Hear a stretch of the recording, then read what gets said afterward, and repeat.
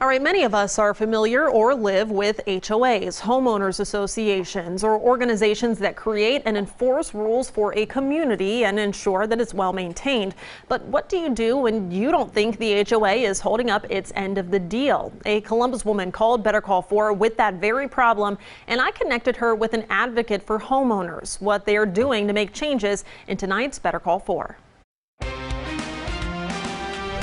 Susan Gorman has lived in her Hilliard-area condo since 2012, but in late 2020, things changed after so-called upgrades to the parking lot. You just really don't have much room to maneuver around here.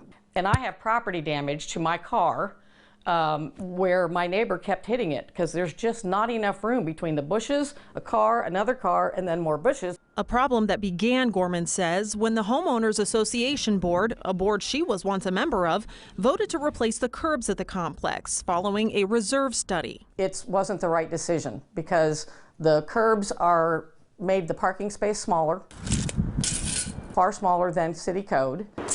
And Gorman says, according to the study, there are much bigger issues with underground drainage and 30-year-old asphalt. The 2020 reserve study in July that said that the curbs and the asphalt needed to be done at the same time and recommended that the asphalt be completely replaced. Instead, the board decided, for money purposes, to do the curbs first and then just do asphalt repairs, more mill and refill. And Gorman says homeowners are now going to have to cover that cost. But when she took her concerns to the HOA, Gorman says they weren't addressed. You go to the board first, then they beat you down, and then it's like, where are you going to go next? And there isn't really an avenue to go. That's the problem. That's when Gorman called Better Call 4, and I called Harvella Jones, president of the National Homeowners Advocate Group. So we're trying to help and intercede on behalf of the homeowners and make it better for the HOA.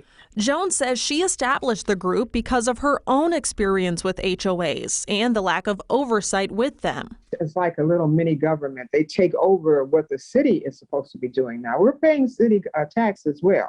But now we have somebody that's also acting as a government.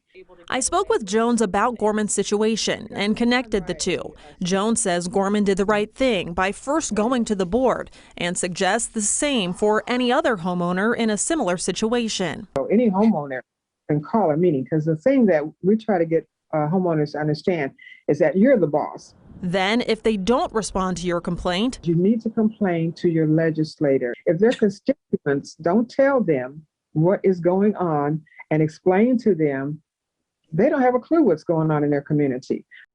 Now, because of Jones' advice, Gorman says she is working with state legislators and will continue to pursue trying to talk to the board. Jones says homeowners can also file reports with the state attorney general's office, but adds that there are not enough rules in place with HOAs for them to take action.